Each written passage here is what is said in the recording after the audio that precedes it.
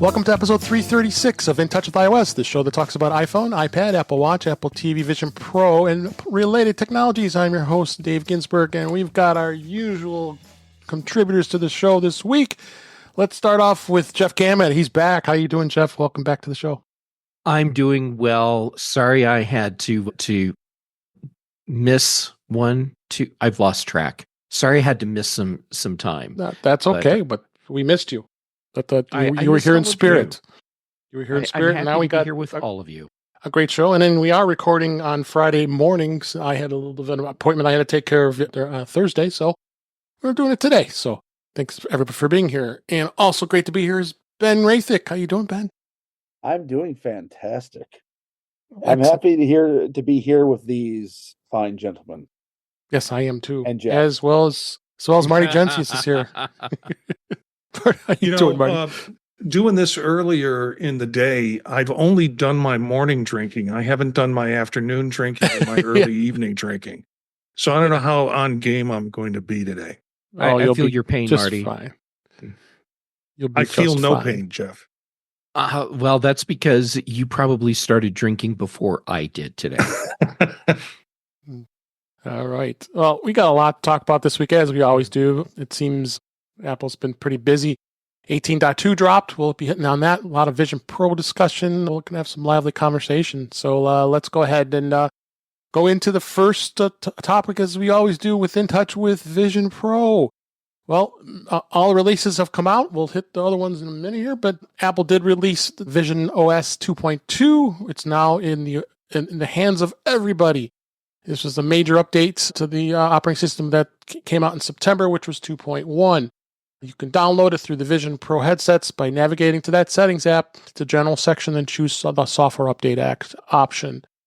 And as you know, when you install the update, the Vision Pro headset needs to be removed, and there is a software progress bar available on the front eyesight display. So what the 2.2 added was a wide and ultra-wide aspect ratios to the Mac virtual display features, so you can get much more workspace working with the Vision Pro as a display off of your Mac. It's equivalent to 5K monitors side by side. So, and all the features are really talked about. I don't think it's much different for us, Marty, because we've been running the beta for a while. So anything else that you noticed? Yeah, what's different is the zeitgeist on it. Suddenly Mac World thinks it's a great thing, or Mac Rumors thinks it's a great thing. And if you follow Reddit or you follow Discord groups on it, everybody's going wild about it. Yeah, it is. For those of us who's been testing it for a while, it's cool. But now I guess these final versions have worked a lot on pass-through and clarity, and people are real excited about that with the 2.2 full release. Yeah, no, and it'll continue. Apple will continue to make it even better. Ben or Jeff, do you have anything to add about this? I don't know if you had anything that you've been seeing. Yep, I do.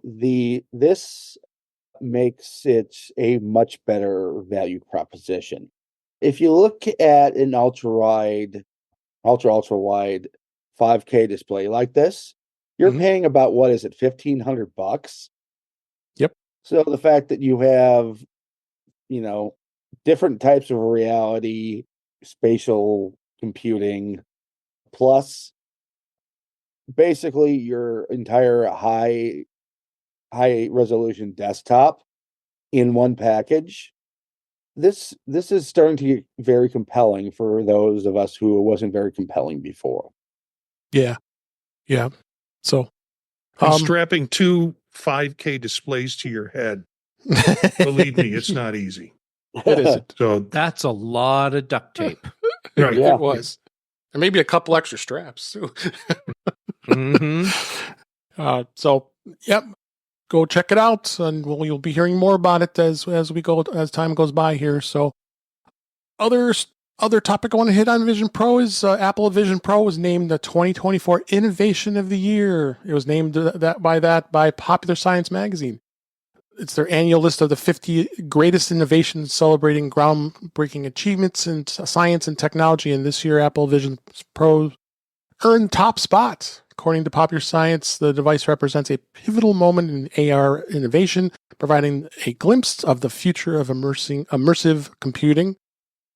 So, and it goes through a lot of the details, including the 23 megapixel display system, over 4K resolution for each eye, and all the other stuff. So it's great to hear, don't you guys think, Jeff? Yeah. Yeah, it yes. just makes sense. Just makes sense with all of the technology they've crammed into that device and how it works. Thank you for that insight, Jeff. Yeah, no problem. I'm totally being a butt. Yeah, I know you Jeff are. sounds a lot Oh. like Marty these days. I've been working on my impressions. Yeah, wait till I start doing my Chuck Joyner impression. And Marty, you'll be glad that you day drink.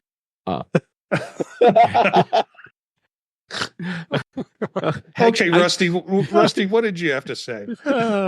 Go for Marty? it, Jeff. You have to go wait in the car again. What did I have to? Oh, I remember now. Innovation of the year. Innovation of the year. Right. Okay. Apple getting an innovation of the year recognition, I think it is super important because to me, it says that more people, or at least people that are involved in creating these awards, are getting that Vision Pro isn't just a VR headset. And that's an important distinction that more of the public needs to understand, because I think right now there are a lot of people that still think that paying $3,500 for a MetaQuest that Amazon or the other bad guy, Facebook Meta sells for a fraction of the cost. Anyhow, point being, this is the kind of visibility that Apple needs. Definitely. How about you, Ben? Yeah, this is definitely the giant step forward in what they call it, immersive computing that we've been looking for. I mean, granted, it's not affordable to most users, and it can't do everything as well as a MetaQuest as we're about to talk about. But it's gotten good. It's gotten good enough where Google is now copying it with Android XR. Absolutely. Yeah. I think Popular Science, this wasn't some niche little, No, not at all. magazine or online journal. It was Popular Science. They have a lot to choose from when they look at innovation of the year. So it's very cool. Yeah, for sure. Also very cool. In addition to what they've added to Vision OS 2.2 is Apple Vision Pro apps get a 5G boost. 5G may not be the first thing that comes to mind when you think of the Apple Vision Pro. After all, there's no built-in cellular option, but it turns out that iOS 18.2 and Vision OS 2.2 introduce a low-key 5G enhancement for Apple Vision Pro apps. But what you basically, starting with iOS 18.2 and Vision OS 2.2, both available now, the apps are going to be able to take advantage of a new feature called Enhanced 5G for Apps. And Apple explains that it's a personal hotspot lets you share the cellular data connection of your iPhone or your iPad with other devices like Apple Vision Pro. If you use a supported carrier network that has a qualifying plan, the Enhanced 5G for Apps can provide you with optimized experience for supportive apps on the Vision Pro. So, of course, you're going to have a compatible iPhone or iPad. We all pretty much have that. The 15 or 16 should be good. And iPads, got different models of the more recent ones. Then you just got to go into the settings under what Apple just provides these steps. You go to on the iPhone, go tap cellular, tap Enhanced 5G for apps. If you don't see it, make sure your iPhone or iPad supports it. And then you can turn it on and off. And once it's activated, the Vision Pro apps will be optimized. What do you think, Marty? I quickly went through this and didn't understand the process, but the first thing I thought about was the other rumor that came out this week is that they're going to start embedding 5G chips in Vision Pro and MacBooks, and I'm wondering if this is just fits well with that potential platform. Mm-hmm. Yep. Guys, have any other thoughts, Jeff? Even though Marty has given me all kinds of crap today, I'm still compelled to say Marty nailed it. There you go. Yeah, this is something that is definitely for the future. That if you're like us, and in addition to a Vision Pro, spent a lot of money on the high-end Apple phone, it's useful to you now. Yep. And lastly, on the Vision Pro, I think we're going to have a good lively conversation about this. Apple hopes to save Vision Pro with a fresh gaming strategy. It's going to be, the rumor is that they're going to be teaming up with Sony to sell the third-party VR gaming controllers in the Apple stores. You know, and of course, the author of the article says that the headset hasn't caught the imagination of the world's gamers, which is a failing which may be just partially down to the fact that it doesn't support any dedicated VR gaming controllers. You can use a PS5 and Xbox controller with the headset, but it doesn't support the third-party grip accessories specifically designed for VR content, and that's the problem. So this is all quoted out from Bloomberg, and Mark Gurman claims that the company is currently working on with Sony to build the support for these VR2 controllers into Vision Pro. But it's a more complex project than you think, but not because it's Sony that doesn't currently sell the controllers on their own. It's only available when bundled with the VR2 itself. But the controllers are going to be available for the Vision Pro that owners would buy require Sony to undertake the logistic work for the package to ship. So there's logistics issues here about this too. So we're going to open right up to Ben because we were waiting to hear what your thoughts are on this because you are a gamer, and where do you think this is going to go? Look, first off, I am very thankful I just listened to the latest episode of Connected on this, is because Jason Snell absolutely nailed it. Look, if you're doing a productivity general interface kind of task, the current hand-based interface is fine. If you need precision, it can't do that. Games need precision. Certain high-end specific apps need precision. And for that, controllers are a much better option. And if you look around the landscape, well, there are 3D controllers available, and thankfully Apple is supposedly doing the same thing that it has with its other platforms. Instead of going like, okay, let's build our controller, it's, hey, let's let everybody else spend the money and we'll just take advantage of that. You know, right now, Vision Pro is great for a lot of brand new things, but it's just not that good as a VR gaming platform. These controllers will make it that. And I think that's one of the things you'll see kind of going forward, especially when we go from the Vision Pro to eventually the mainstream Vision, that the more things that Vision OS can do as a platform, the better for the platform itself. It's not going to be just really high-end productivity tasks and Mac add-ons. Gaming's got to be part of it for it to go mainstream. Marty? Yeah, I get excited with the possibilities. I'm excited about hearing Ben's take on it, because I think of him when I think of gaming and what's necessary for it. And so, you know, I am kind of an optimist around this. I think if Apple has, Ben has in the past been asking, why doesn't Apple just buy a gaming, platform? Yes, Well, this I think is the next. That. Yeah, this is the next best thing, I think, if they start opening up their device for external controllers that'll work with that. Because, Sony can start porting over games that will work well within the Apple Vision ecosystem, and everybody's happy. It's a win-win for Sony, and it's a win-win for Apple. Yeah, and when it comes to consumer space, let's be honest. No matter what you want to call this particular slice of the computing universe, Meta's eating everybody's lunch in it right now. Yeah. Jeff, got thoughts on this? Oh, yes. I have thoughts.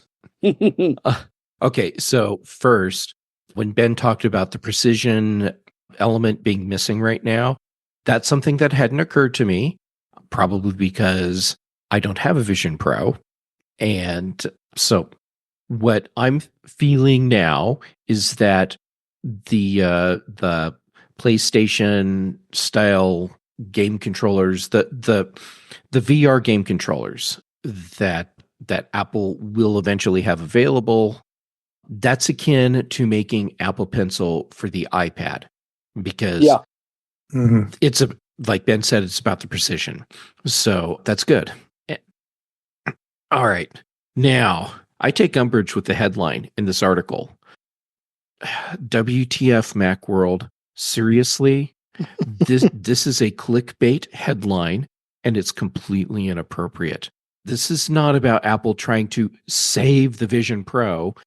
Apple is playing the long game. We have said this before. They don't need to have a jillion sales a quarter of Vision Pro right now. They need to have it out in the wild so people can use it, developers can develop for it, and they can learn how we use this, and then they can iterate. They're already working on version 2 and version 3 of this. This is not about Apple trying to save the platform. Holy forking shirt balls, bull. Yeah. Yeah, I mean, let's be honest. Marty and Dave are kind of like early beta testers. Oh yeah, yes, absolutely. And thank you for doing that for us, so that when Ben and I get around to getting a Vision Pro, it will be much more refined thanks to the pain and suffering that you two are going through. Yes. Thank you, guys. Did they just call us suckers? I think so. Okay. No, Rusty, I didn't call you a sucker. I think of a show title. Oh my gosh. I would say more pioneer, less sucker. Yep. Yes. You two are so brave that you rush in where angels fear to tread. That's why we run betas. Yep. Absolutely. So it's going to be, I think, a lot to look forward to here with gaming. I'm excited to hear. We'll see what goes next, and if this partnership actually comes to fruition with Sony and Apple. But I can't see why not. And Sony needs to get a little bit of a fire under them to get things more pushing even more with the PS5 and their platform. So let's go ahead. We'll go ahead and move on to the next stories here. We're going to start about the beta. Of course, 18.2 and all the other OSs got released this week to everybody. It's open to everybody to update. But let's talk a little bit about what's going to happen next with beta. There is a PSA here that there is another update. For those of you who are running the beta of 18.2, the RC build, there's going to be a new build available for your devices. And iOS 18.2 has the differences as far as there was version RC and then RC2. Now the official release is 22C152. So make sure that you run that update as well. And looks like a Mac did that as well. Because I did run that on my beta Mac, and I did have to update it as well. So just be aware of that when it comes to the beta updates. And 18.3, which is probably going to be out when, and we would anticipate next week. That's what article here from 9to5Mac talking about. It's all signs point to it launching this next week as we record here, probably around maybe December 12th or 13th. It could be actually today if we have to see it. Absolutely happy to see it as we're recording this, but we'll likely see it. There won't be any holiday impact because lots of times Apple starts winding things down for the year. And if you look back at previous history, this is right around the same time that they've done it for other versions of iOS when they release that too. What are we expecting? They're going to be they're talking about features such as new features in the image playground style sketch, bringing Apple's Mail redesign to iPad and Mac because it doesn't currently have it right now with this release. Then the Genmoji will have a Mac debut. We just can't wait. Robot vacuum support for HomeKit. It'll be interesting to see where that goes. So we'll be talking about it, and there's going to be a lot more to see when it comes to that. So that's anything with the beta. But let's just jump right in now. because it's release week. iOS 18.2 was released, and I want to review some of the changes. What happened, I mean, we've pretty much been talking about it as far as during the beta phase here and everything that was new. You can, of course, run the update by going into settings, general, and software update. You'll get the updates with that. Of course, Apple introduced some new Apple Intelligence features, including the first image generation capabilities of Image Playground. And you have the Genmojis, and now the ChatGPT support is now going to be able to access right from S-Lady or the writing tools. You can compose in writing tools, allows you to create something from scratch with ChatGPT and be able to go through a lot of that stuff. A couple other things that are on here too is the image wand for turning sketches into handwritten or typed notes. The camera control for the iPhone 16 is got some more enhancements with visual intelligence. The camera control helps you instantly learn about places or interaction with information simply by pointing your iPhone at an object, and then you just tap the Google search or ChatGPT. And then the 2-stage shutter will now let you lock focus and exposure in camera when lightly pressing the camera control. A couple things I'm not excited about, I'll be talking about just a bit here, is the mail categorization. Your messages help you prioritize the most important messages. I'd like to hear what you guys think about that. And Digest Views groups all the messages from one sender in a single bundle for easy browsing. I'm on the fence with that. Photos, it's got video viewing improvements, including the ability to scrub frame by frame and set to turn off auto looping and video playback. Improvements with navigation to collection views, and lots more stuff, including Safari. Got some other enhancements, improvements. One of the notable things was voice memos support layered recording, let you add vocals over an existing song idea without the need for headphones, and then you can import your 2-track projects directly into Logic Pro from the iPhone 16 Pro or Pro Max. And there's a number of other things. I'm not going to go through all this stuff. I'd like to know what you guys think, what stands out for you. I don't know. I'm assuming everybody here has it. Jeff, did you already install 18.2? I did, but I've been very busy. So yeah, so you haven't had much of a chance to. I haven't had a chance to really play with anything yet, but I'm glad that it didn't cause any noticeable problems. So yep. No, so far, that's always a me plus. too. So Marty, you've been beta testing like me. Where do some of these things stand out for you? I'm not a big fan of Genmoji or Gmoji, but to go to your question about mail categorization, I use SaneBox for sorting some of my mail, and I know where to find things, for insane later that are not so important. And I think mail categorization is attempting to do that, but I don't have it on all my accounts. So, I mean, I don't have SaneBox on all my accounts. So what I'm finding is if I'm using my phone and mail categorization can stick something into the non-priority mail that really, if I was on my MacBook or on my desktop, it would be sorted the way I want it sorted with SaneBox. And it's just a matter of preference right now. I've got to get used to that sorting process. But yeah, I've already used to that categorization experience by using SaneBox, but doing it on the phone is a little different. Hey, Marty, I have a hypothesis here. And it's that what Apple's doing with their categorization and sorting features, it's much like they've done with Keychain and now passwords and with their text expansion thing, where they give people the basic useful feature, but if you need more, then there are the third-party options like 1Password and SaneBox that take you to that higher level of control. Yeah, now I'm anxious because I want Apple to do more categories for me because that would suit my lifestyle and process better. Ben, and then I drop SaneBox. Drop SaneBox. Ben, what's standing out now for you with 18.2 and the features that are out there? To be perfectly honest, not a lot, other than even better ChatGPT integration. Apple Intelligence is more like Apple almost beginning intelligence. You know, Yep. Genmojis isn't quite my thing. I'm a little bit too old for that. The image playground is about 2 to 3 years behind where the competition is. It's kind of a preview of where the puck is going, Mhm. but right now the puck is in the minor leagues.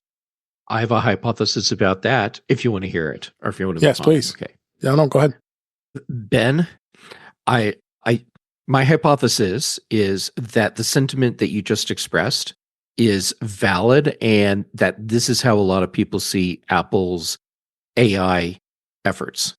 What I think is going on is that these features we're seeing now that feel like they're behind the curve and features that may not appeal to us personally, but do appeal to an important part of Apple's user base. These are the little treats, the little pieces of candy, if you will, that Apple's throwing out to let people know that, hey, yes, we're invested in the whole AI thing, but all the stuff that they've been doing for years that's ahead of everyone else under the hood, the quiet stuff that no one really talks about because we take it for granted at this point. That's where Apple is continuing to push forward, and in many cases is way ahead of its competition. The unfortunate side effect is that throwing out the little flashy features like they are right now, so that they can give that public perception of, hey, look, we're doing stuff. Yeah, a lot of those features are behind what their competitors are doing. And I don't know if it's serving Apple in the way that they want it to, because instead of saying, look at all this great stuff Apple's doing, we're getting the reactions, like Ben, you said, Apple is a couple years behind. Yeah, I mean, to be perfectly honest, these features are more meant for investors than users. Yeah, I agree. I like what Jeff has said, but to me, what separates Apple from a lot of the other AI add-ons that you see with other devices is Apple really feels like it's a personal context. And I know one of the points of argument that people don't like are the summarized notifications. I'm really beginning to get into the summarized notifications because it will collect a whole bunch of stuff that happened while I'm doing something else. And in its own Yoda speak, it will tell me essentially from the responses what I have to look at or not look at when I, can sit down and look at it. So and I just swipe it off my screen and, I know what I'm walking into with the summarized notifications. So, yeah, I'm looking for the day that those notifications get it right, because the idea itself is powerful and useful. I updated both of my parents' iPhone 15s to iOS 18.2 a couple days ago, and they were both super excited about the summarization feature. Huh. Okay. And yeah, they are texting with friends and family all day long, and there's like multiple family group chat things or friend groups, and I mean they're busy just talking to people all day long on their phones, and they loved the idea of being able to get a quick summary without having to read through a whole chain, so that they're caught up, and then they can go back and read the stuff that they know they need to check out. Yep. I don't know. I've always been in the world. I was a huge fan of categories. I might give it a chance again, but for now, it's pretty easy to be able to go in and make the change. All you have to do is go into the Mail app. You tap the three dots on the upper corner of your inbox, and then you can select the list view. It's very simple. They made it really simple, and you can toggle show priority or not, or you can go back to categories, and then categories will add that. I'm not a huge fan of the icon they added to each email. I always like the clean list view. I don't know about you guys, but that one I have not seen that you can turn that off. But each email that I get, it has an icon based on what type of communication it is. Whether it's they're selling you something, or if it's a bank, or if it's something from Google Maps or something like that. I understand it. So they're still kind of forcing the categories on you with the icons, but at least it's got a list view. I wish they would do it like hold on. What's the other email app I'm playing with right now? Spark, where it looks at the domain for the email, and then it goes and gets like the fave icon or it gets some logo graphic for the for that domain from somewhere. So I'm assuming fave icon, and then drops that onto the notification email or excuse me, the notification for the email on your home screen. Yeah, I think that's very cool. So being able to see who a message comes from in a sort of visual sense before even to read anything, that's kind of cool. Apple needs to give us that option. Then I'm going back again. Maybe I'll give it another chance.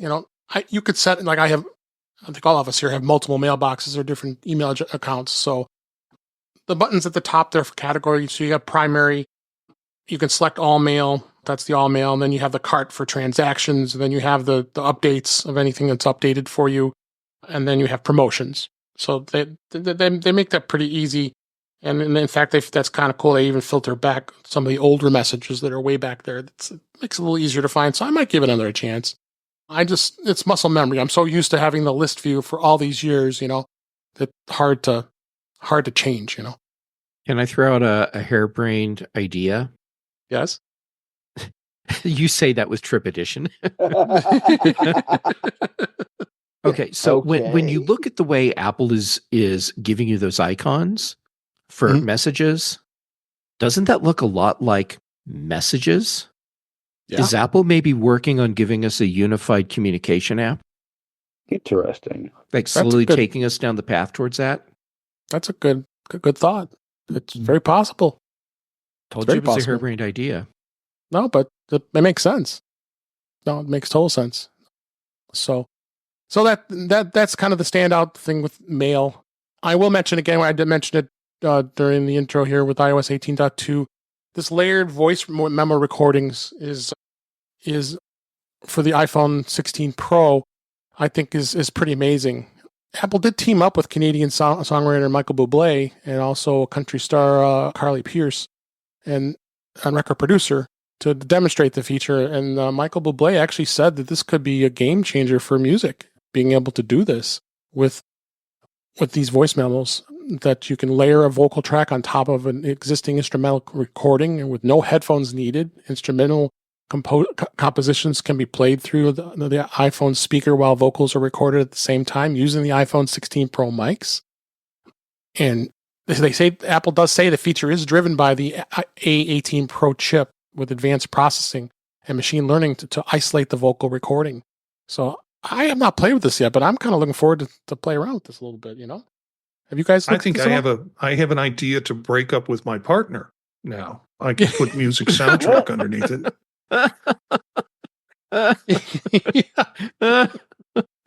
I love day drinking, Marty.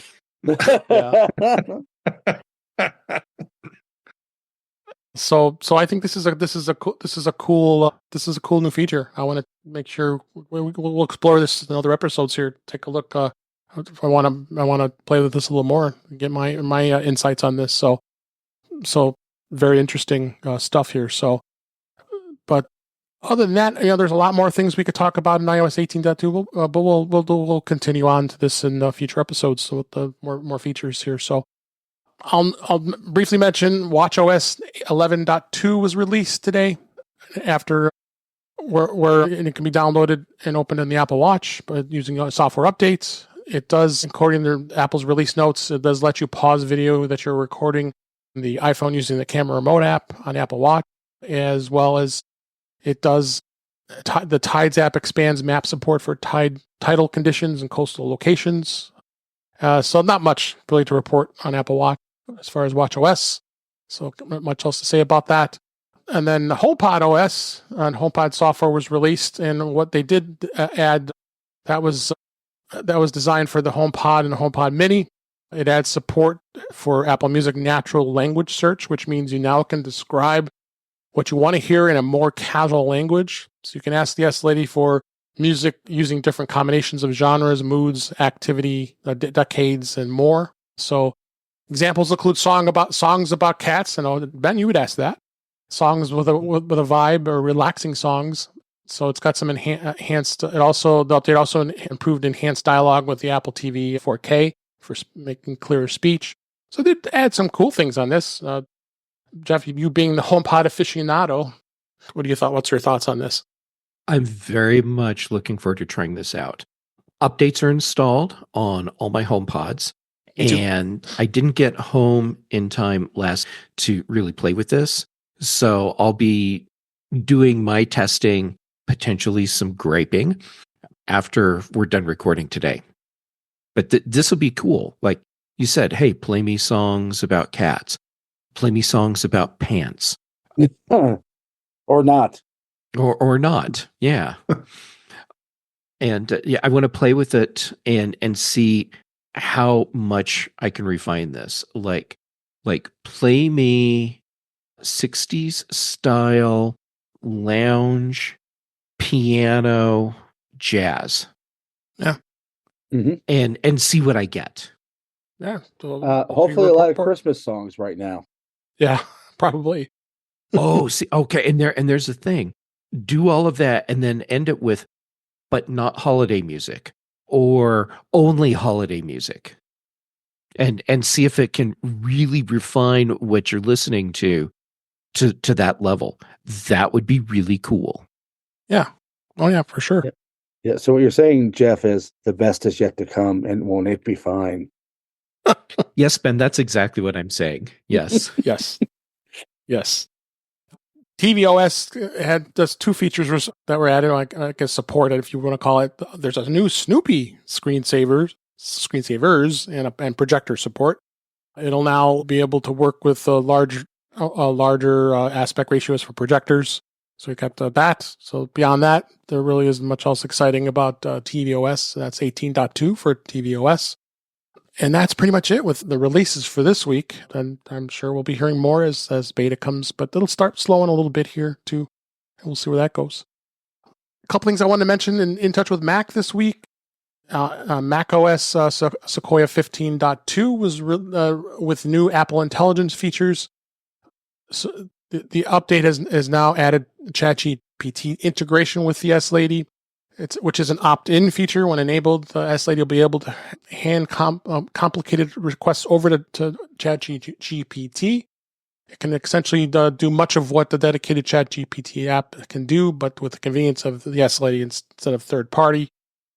So that's, I think, a lot of what was there. And they, of course, added Image Playground in Mac as well, and that kind of stuff. Anything stand out with you guys with Mac OS on this at all?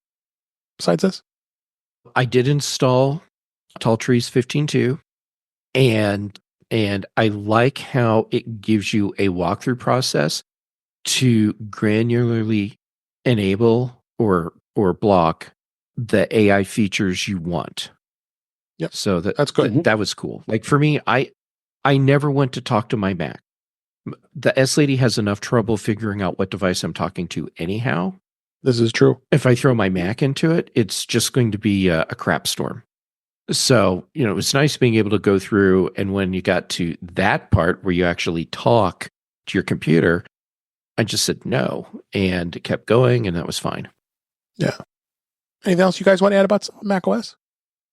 It's, right. I've been playing with the beta so long, it's hard to that. And I think I mentioned this in some point before. When it's finally released, it's sort of like you've opened your Christmas presents a couple of weeks early. So Christmas is not as much fun. Or a couple of months. Yeah, months.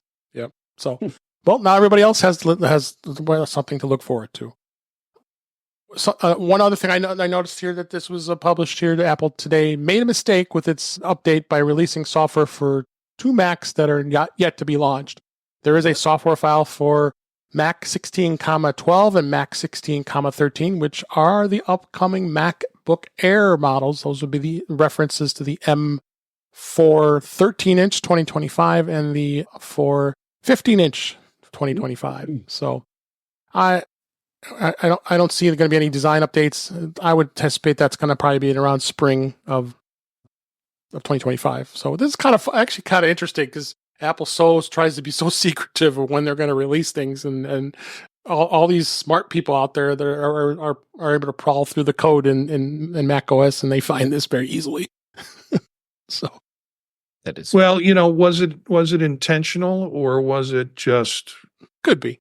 or what are we going to do? Release another version of it when these other MacBooks come out, when we're really not changing anything fundamentally except the processor? I could tell you, I won't be upgrading because the M3 is perfectly fine. Thank you. Yep. But I can tell you this, with the features we saw on the M4 base MacBook Pro, the 15-inch MacBook Air M4 is going to be an awfully compelling machine. Yeah, for those who are in the market for something new. Yep, for sure. So that's In Touch with Mac this week. Let's go ahead and jump into the news. One of the first stories I want to talk about this week is we just been talking about Apple Intelligence features. Keynote, Pages, and Numbers both get Apple Intelligence features. They released this yesterday as I record this, and it's for support for both Mac and iOS and iPadOS with Apple Intelligence features, with the ChatGPT Lady integration, writing tools, image playground that were largely introduced in iOS and iPadOS and macOS. All three apps support writing tools for proofreading, summarizing, rewriting, composing text, with the latter feature relying on ChatGPT. It'll be able to answer questions, what's in presentations, documents, and spreadsheets. And Pages, Numbers, and Keynote will also offer the image playground support. So now there's an option to create original images that can be included into the iWork documents. I'm kind of excited about this, guys. I don't know about you guys, but this is even making the Apple versions of their Microsoft counterparts even more compelling to use. I mean, I try to use them as much as possible, but being worked on, I'm more in the Microsoft ecosystem. It's hard to do that. But what do you think, Jeff? Yeah, well, you've nailed it.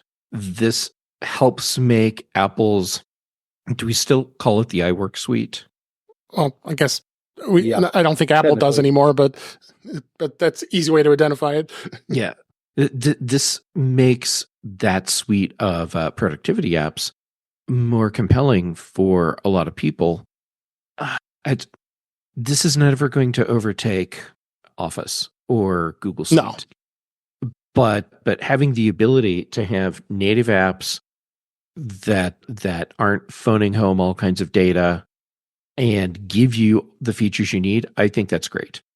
And and what I'm looking forward to is really experimenting with the ability to see what's in documents. And what I'm hoping is that with the new AI features and the new searchability, this will allow me to do things like say, find me the document where I talk about cloud server security features relating to a specific whatever security threat is going on.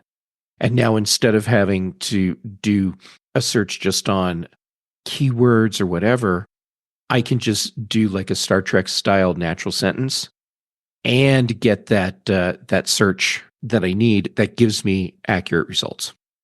Yep. What do you think, Marty? I was just blown away from what Jeff just said. I think part of my frustration is trying to find a document, and how do I do the search? What does it pull up?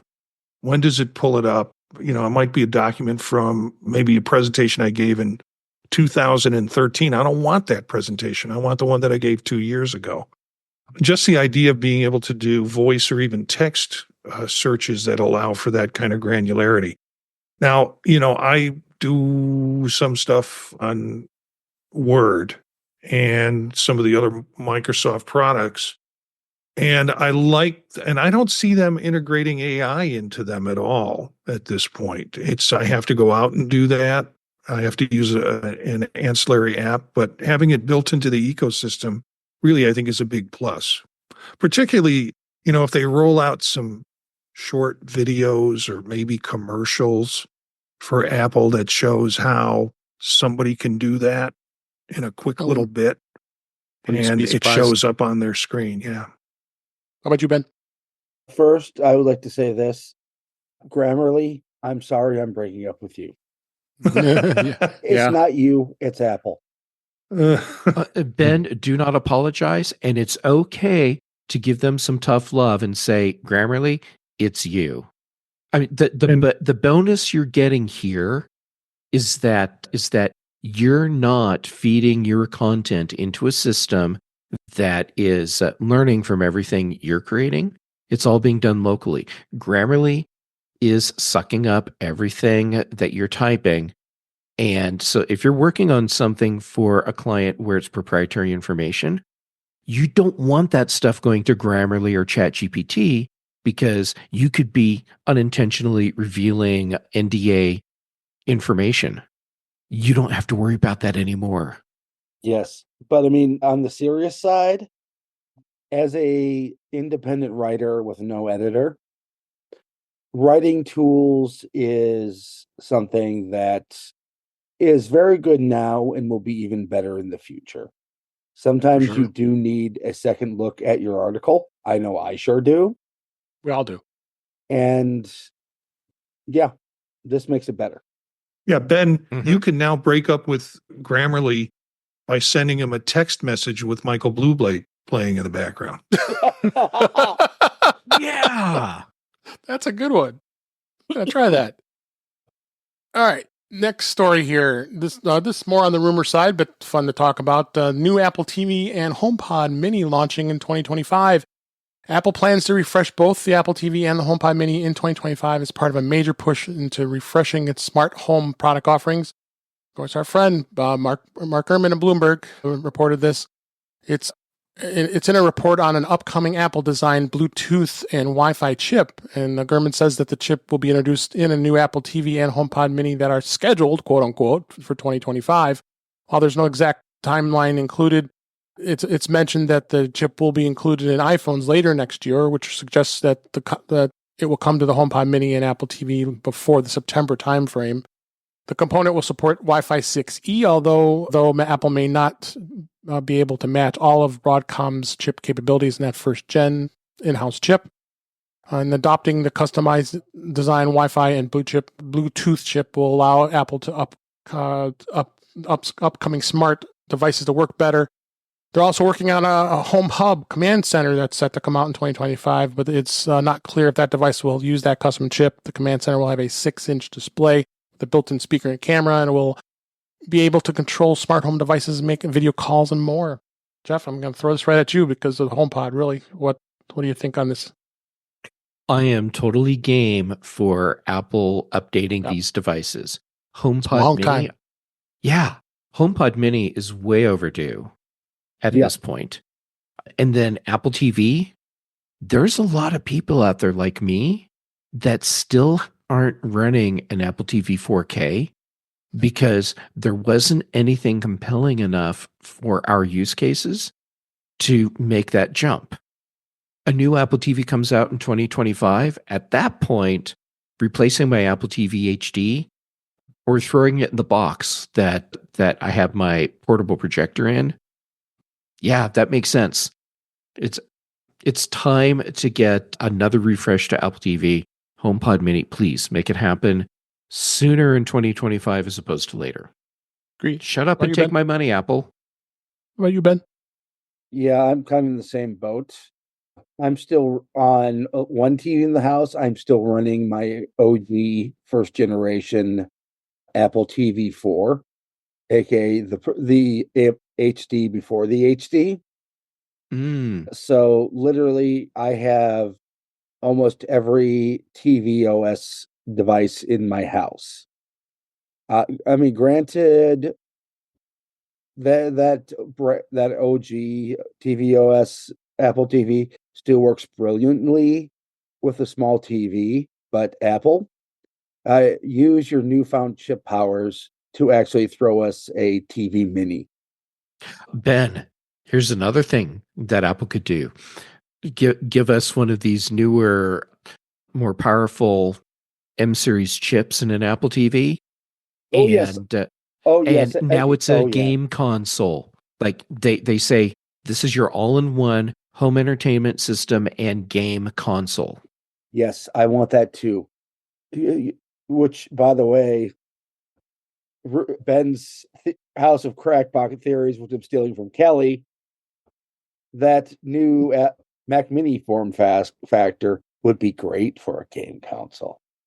Right? It would- You could even would be. put extra storage in there. Hey, Ben, since Kelly has the House of Crackpot Theories, we can have Ben's Crackpot Theory condo. There you go. Yes. Yes. It is the $1 million House of Crackpot Theories. Yes, it is. Yes, it is. Marty, how about you?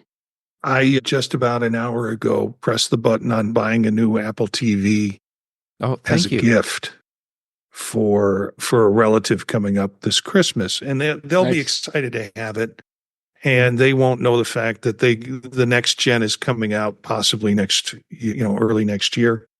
I heard another interpretation of this rumor that the home device will be more like an iPad on the wall. And, so crackpot rumors, I would be rather excited to purchase a couple of these for my household that basically are screens you hang on the wall. It could have camera capabilities, but it could also be connected. Instead of thinking of it as an iPod or a HomePod that sits on a table with a screen on it, think of it as a screen that hangs on the wall, like an iPad that has these kinds of functionalities. And for me, I will stand in line to get that. Yep. And Yep. suddenly I'm having fantasies of it replacing my thermostat. Do you want to get a taste of that today? Oh, Seriously. I know there's devices that do that. Well- I just want one from Apple that will actually stick around. If you have an iPad, a spare iPad, throw controller for HomeKit on it. One of their recent updates added this whole thing where you can turn like an iPad into your smart home control center. Mm-hmm. I know. Pretty slick. That is slick. iCloud Plus storage price hikes, but it's only happening in 10 countries this year.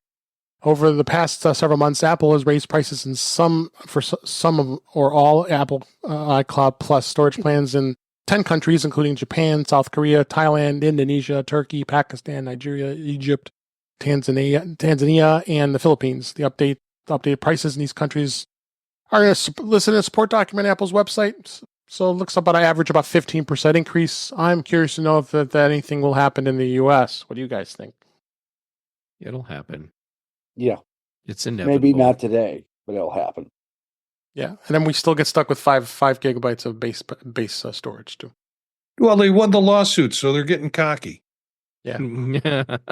Yeah. If anybody doesn't know, there was their lawsuit against it was a class action lawsuit against Apple. They threw that case out, then they won. So 5 gigabytes of base storage it is. So nothing much else to say about that. And there was several Apple TV Plus shows that scored Google Golden Globe nominations. No, not Google. So the popular series Slow Horses has been nominated for Best Drama. While Disclaimer, a psychological thriller miniseries starring Cate Blanchett, also was nominated for Best Limited Series. I tell you, Slow Horses is an amazing show. If you aren't watching that show, it's awesome. Gary Oldman is incredible in that show. Disclaimer is a good show as well. And then Jason Segel and Harrison Ford were nominated for Best Comedy Performance for Shrinking. I absolutely love that show. And it'll be announced in January. So it's exciting to hear the more continued awards for Apple TV Plus content. And it just continues on to be a great platform for original content. What you guys think? Mm-hmm. Yeah. I'm kind of moving back to the phase where it's time to pick the headset up again, which I do, but not as much as I normally would, and make that the entertainment device and start to get into some of these series that I hadn't gotten into, or like Silo has started back up again, and I haven't jumped into that program, and it's been out for more than a couple of weeks, so it's time for me to start that flow again. Yeah. And Yes, And the Severance. pact says we must all watch. And then Severance will be back in next month I too. get So Yeah, I know. I gotta get the first series of that done before next month. So Oh, Yep. yes, you do. yes, you do. Couple Microsoft stories. I know, should I be talking about that dirty word? But this story will be perfect if Chuck Joyner was here. Microsoft Teams for iPad now supports external webcams. Microsoft this week released an update to the Teams app on the iPad that adds an important new feature. With the new version, Microsoft Teams users with iPad OS can now connect an external webcam rather than the iPad's built-in camera. This is made possible by an API introduced last year in iPad OS 17, which enables support for external webcams and microphones connected to the USB-C port. At the same time, developers can add support for these accessories to their apps. So Microsoft is no different on that. And yeah, in the corporate world, we are living in Teams this year. I do as well. So this is a nice thing to have. You can travel and carry around a webcam with you and pop it up on your iPad instead of to fire up your laptop, right? You know, It's Microsoft. it's not about It's Microsoft whether or Teams. but it's not about whether or not we like, enjoy, look forward to using these tools. It's We'll about have to. making sure that they have all the features that are necessary for the people that rely on these tools. So adding the external webcam support, that's super important. It needed to happen. Yeah. Yeah. I mean, because the internal webcam was not good enough on an iPad. Oh, which it is. I think it is.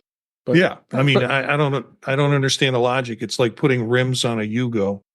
Spinning rims. that was Even a the good one. picture in the article, it's like, why would I want to do that? I've got an iPad. But okay. You know, Yeah, if you have a setup in your office where you're expected to use specific stuff, Yep. and it should just be like modular for what computer's plugged into it.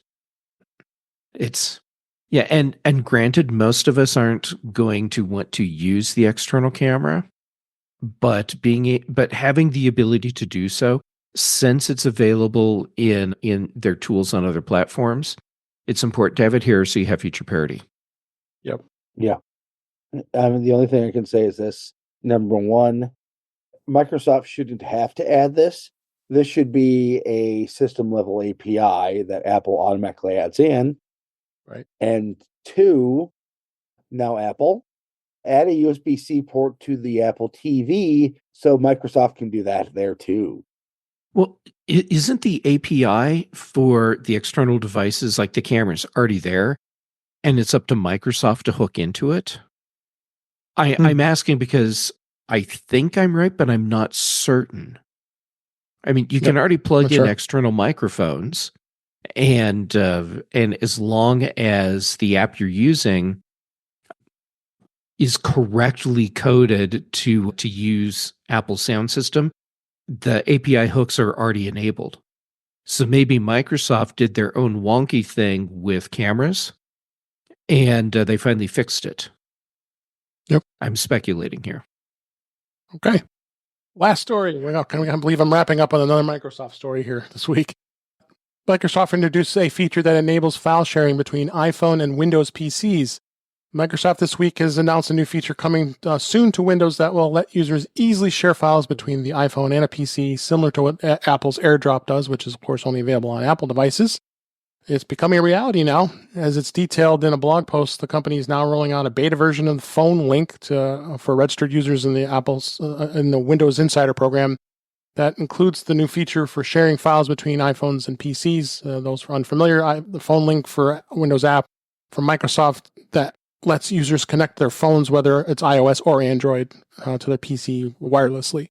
Once paired, the user will be able to see notifications and then answer calls on their PC and so on and so forth. So to me, it looks like Microsoft is finally just realizing, you know what, we got to get these iPhone users to be using our Windows PCs of those who don't have Macs. So what do you guys think? I have more thoughts if you want to hear them. Please do. Yeah, Microsoft has figured out that the way they win, the way they want to win, is to make sure that their products are accessible everywhere on every platform. So knowing that there are a ton of Windows users who have iPhones, why not enable things like this so that your iPhone integrates even more seamlessly with your Windows platform? They're not going to win them over to some other phone platform. So why not give them what you need to be able to use your iPhone with the desktop platform they want everyone on? Yep. Yeah. If you need any more of an idea that Windows Phone is so dead that it's pretty much just it's been eaten by the worms at this point. This is it. Yeah. Even the witches of Dathomir could not bring a Windows Phone back to life. Yes. Or pretty. Right? Yeah. All right. So I might check that out to see what the experience is. Most corporate setups probably won't allow it, so because that's a bit of a security risk, but A bit. just a bit, just a little. So, all right. With that, thanks, guys. This was a great show. We had a lot of great things to talk about this week, and we'll go ahead and wrap up for this week. That's a wrap for this week. Please send your comments, questions, and suggestions to our email address, which is feedback@intouchwithios.com. You can follow us on BlueSky and Mastodon at InTouchWithIOS.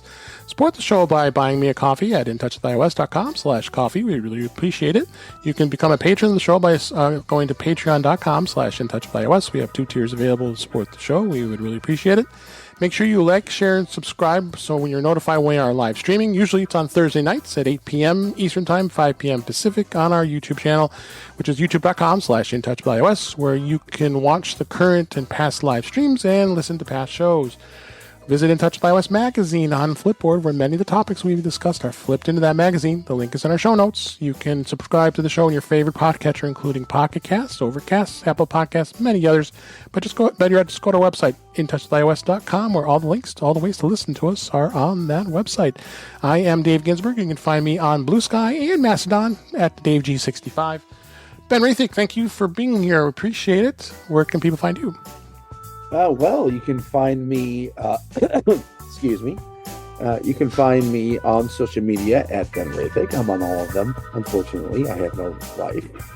You can find my writings and ravings at roethigtech.com.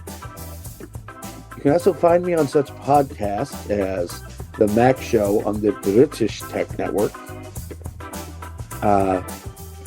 Mac Voices Live with Chuck Joyner, and of course, here on In Touch with iOS when I'm not working. Yep. Thanks. Appreciate you being here. And Marty Jencius, thank you for being here. Appreciate it. Where can people find you? You can find me at Jencius, Jencius, at BlueSky, and also mastodon.social. And favorite show right now, takes a lot of work, enjoy the heck out of it, is Vision Profiles on Monday nights at 9 p.m. You can find us on YouTube or listen to the content in another stream. And Old Mac Gang on Wednesday nights at 9 p.m., which is issues that are hopefully being addressed by folks 65 and plus with technology. And just having a fun time just starting that show out. Also, Tuesdays with Chuck Joyner on Mac Voices Live, and of course, Thursdays generally with Dave here on In Touch with iOS. All right. Thanks, Marty. Last but certainly not least, Jeff Gamet. So glad you're here and glad you made it this week. And where can people find you? I'm so glad I'm here too, and I'm just really pleased to get to spend time with all of you. So where can people find me? Social media, Jay Gamet on everything. The places that I'm active mostly are Mastodon, Instagram, and BlueSky, turns out. Then for shows, most Tuesdays on Chuck Joyner's Mac Voices Live, most Thursdays, but today Friday, on Dave's show, In Touch with iOS. On the British Tech Network, I get to hang out with Ben a lot on the Big Show and the Mac Show. Brian Chaffin and I do The Context Machine, and then Patrice Brendamore and I do Retro Rewatch. Check out the cool mug. Oh my gosh. Retro Rewatch. Anyhow, I'm just super happy to get to be here today, so thank you. Yes, thank you. And thank everybody here for listening, for watching, for being here. We hope you enjoyed the show. We enjoyed doing it. And until next time, we'll talk again soon.